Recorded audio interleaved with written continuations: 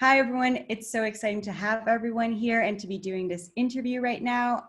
We just want to start by asking everyone where they're calling in from right now and also to do a short introduction. So I can go first. My name is Selin. I am a second year grad art student and I am interning at WICMA this summer. I am in Istanbul, Turkey right now. I can go next. Hi, everybody. I'm Carolyn. I am a rising junior at Williams, and I've been interning at WICMA this summer as well. And I'm calling in from Los Angeles, California. Hi, everyone. I'm Emily Peckham. I'm a recent graduate of the Williams College, the Williams College Studio Art Program, class of 2020, which I still can't believe that, but I'm calling in from New York. That's perfect. Okay, I guess we can just start off with our first question. So we wanted to start by asking you to elaborate on your process a little bit. The works that you have created are very much of the moment, and each drawing is a part of a diary entry you kept during your time in quarantine.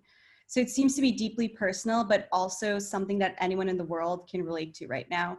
It is both private and public in that sense. How would you describe your work?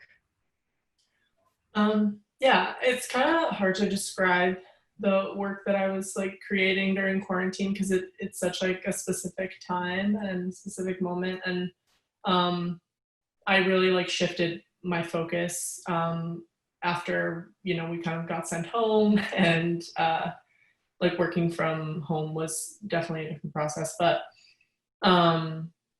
I originally, like when I first started at the art program at Williams, and throughout high school as well, I was very into drawing, and I did a lot of like pencil drawing. And I kind of got away from drawing as I navigated the art program. I started doing a lot more like video work and sculpture work and installation. And so I found the time at home to be a really great time to get back to that. Because like those materials, I had markers laying around and pens and pencils, and so it was really accessible. But yeah, I think I'm glad that it comes across as both deeply personal and something that a wider audience can relate to, because while I don't know if that was something that I necessarily was striving for, I think that I was very focused on just like expressing my own thoughts and my own emotions. But throughout the whole process, it was kind of like a way of documenting the time for myself anyway. But I think I'm glad that it's like relatable in that way. Yeah. Awesome. Thank you for sharing that. That kind of answers the first part of our next question, which was telling us more about how you chose to work with these marker pens. We wanted to know if it was a common material in your practice, if in your two-dimensional work that isn't your video art, if you find yourself working with them a lot.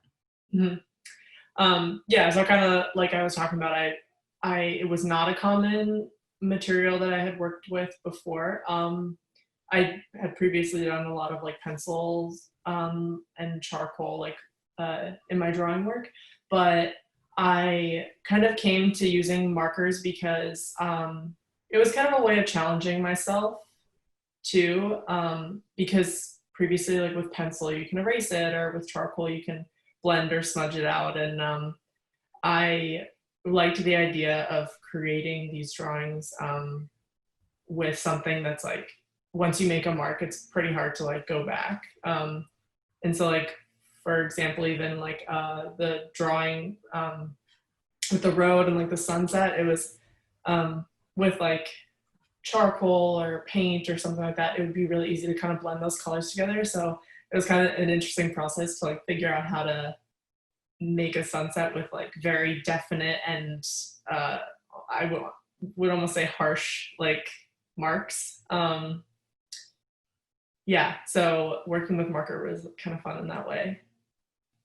Yeah, the next question we were gonna ask is, so there's both a connection between text and drawing, both because each drawing kind of goes with the text in the diary entry, but also because there's text in your drawing. So how would you describe the relationship between text and drawing and how that influenced your work? And how do you think through the process of text and image?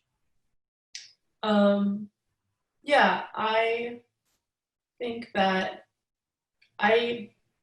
prior to doing this project and prior to working on these drawings, text wasn't something that I really used that much in my work, and especially my drawing work. I don't know. I don't know if I can like really define, it wasn't like an elaborate process of like, okay, here are these like pieces of text and like matching them up with different pieces. It really just came from like personal thoughts maybe that I had. So again, to go back to that like drawing of the road with the sunset and the text on the panel of the car. I just remember that scene, and I remember like driving down the road when I was in the process of drawing. Because just to kind of backtrack a little bit, the process of making these works was like I would do the drawing and then write the text on top with, at least for some of them, with oil pastel. And so the process of like putting that text on top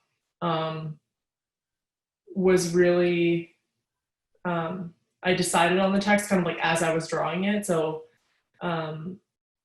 the road and sunset drawing, like I remember driving down the road and like thinking that as I was driving and being like,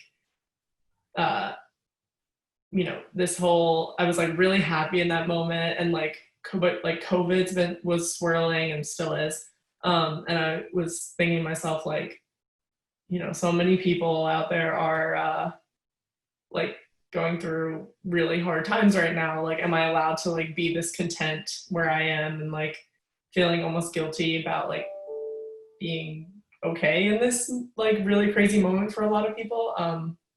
That's just one example, but I don't know. I don't know if I have like a broader thought process around text and image, at least in this project. Awesome, thank you. And so seeing and hearing more about how your work is so intimately tied to what you've experienced in these last few months, could you tell us about how your work was originally conceptualized? Had it been displayed in the senior art show in Spencer, and if you think that body of work would have looked different, if it remotely would have been the same in any of the ways that we see now? Yeah. It's funny because kind of like I mentioned before, I really shifted my focus once we moved to like online learning and online remote classes. So originally, before all of this happened, I was working on this like I was dreaming of this like huge like embroidered piece that I was gonna do for the senior art show. Wow. But yeah, I like completely like scrapped that, and that was fine. But I don't know. I've always, I think in my career at Williams, my art career at Williams, have always been thinking about like, well, what is like enough to show? What makes an artwork like good enough, or what makes it like meaningful enough to be worthy of like showing in a museum space?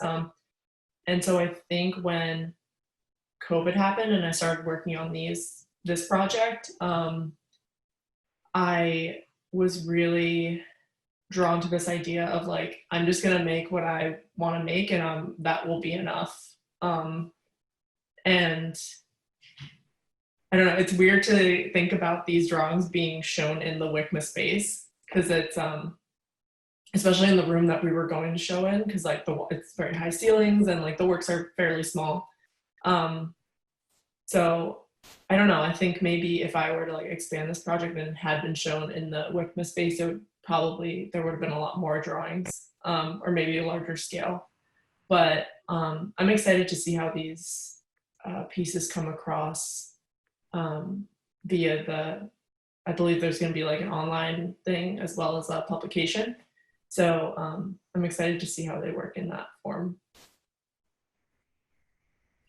You touched upon this a little bit in like your previous answers, but considering that there's such a big shift from like embroidery to these drawings, I'm curious to learn a little bit more about your like previous works, like pre, I guess, COVID at this point, but like what were you working on? What were the materials that you were working with, and what subjects were of interest to you? Yeah. Well, I was doing so I guess this past semester, I was doing more embroidery stuff, but during the fall semester of senior year, I did a lot of like sculpture and video work and like combining the two for installations. I was really drawn to sculpture when I took it. I just really liked the process of like thinking three-dimensionally and like the tactility of sculpture. And so I think that that kind of led me into embroidery in a weird way, because I was interested in the idea of like returning to drawing. That was kind of a through line that continued obviously through my work during COVID, but so I was interested in like trying to draw with embroidery, and like embroidery, I liked it because there's the two-dimensionality to it, but there is like a slight three-dimensionality to it. So it was kind of like a combination of my interest in drawing and my interest in sculpture. And so that's kind of how I navigated toward that. And then again, when COVID hit, I just kind of stuck to the drawing. But yeah. I don't know, does that answer your question? I'm not sure. Yeah, it really does. Yeah. What about subjects? Like, were you thinking about still like private subjects in like your previous work, or was there other subjects that you were trying to tackle? I never like, in a lot of my work, I never really no, there wasn't like one big idea that I would like explore through a bunch of different works. I felt like a lot of times for projects, like a new project would be a new idea or a new subject for me. And so I don't know, it was kind of like a mix. So, I mean, like for example, last semester, fall semester, I did like a video sculpture installation. It's kind of like even hard to explain. Like I have trouble like organizing the ideas that surrounded that project in my head. But I was doing like, I filmed myself and I was like painting my body, and yeah, it was just it was kind of like a nod to like feminism and like feminist cultures and kind of like feminism in history. I don't know if that makes sense. And then my project right after that, I like had this, I started thinking about the Anthropocene. It's like the kind of geological era that we're in right now. And I've like read places that this era will be like characterized by the material. So it's I think it was like plastic chicken bones and like domesticated chicken, and like I think it was like radioactive material. And so I like was like, oh, three materials, like how can I incorporate that into a project? And so I feel like a lot of my work prior to COVID was like just a series of random ideas, and then like turning that into a challenge, like how can I make a work out of this? And that's kind of how I guess I would sum up my conceptualization of my work prior to this. Emily, if you could share more with how your time at Williams influenced your work, because we can see, you know, the influence of the pandemic and how that changed things for you. But we would like to know more about, you know, if there was anything about being at Williams that influenced how your work has taken shape over the last 4 years. Mm-hmm. I don't know. I think maybe being at Williams, I guess you're surrounded by so many amazing people, and like in the art program, it's like I think there were 9 of us, maybe a little less, all amazing artists. And so I think there's an element of, and this goes for any art program or when you're making work alongside any group of people, but there's like the element of like comparing your work to other people's work. And I think that it goes back to kind of what I was talking about before about my work or being enough for myself. And I think that my time at Williams, and especially my time learning remotely at Williams, kind of forced me to like be okay with what I was making. And like it was like a journey of like, no, like this work is enough for me, and like as long as I'm proud of it, I guess that's enough. I'm using the word enough a lot, but yeah, I guess that's the biggest way in which my Williams, at least my art education at Williams, informed my work and my thinking about it. Did you envision to become an artist while you were coming into Williams? Was that something like a goal you already had, or was it the Williams education that kind of changed how your relationship with the arts? I came into Williams, I knew I wanted to like take art classes, but I was also an economics major. And so that was something I kind of knew I wanted to do coming in. I didn't anticipate being an art major, but I enjoyed the classes so much that I just kept going with them. I don't know. I hope to maybe keep creating art like in my postgraduate career, but I don't know if I would like consider myself like an artist. That sounds kind of weird, but yeah. Well, I guess one question before we let you go. I guess we were going to ask you about what you would like to share with other emerging artists, but since you don't consider yourself as an artist, maybe one thing we would want to ask you is like, how would you advise people who want to have this deeply intimate relationship with the arts in their work, in their life, in their careers, and what's one advice that you would give them? Yeah, I think maybe, and I think I took this, this is one big takeaway from my experience, my interactions with Professor Sen, actually.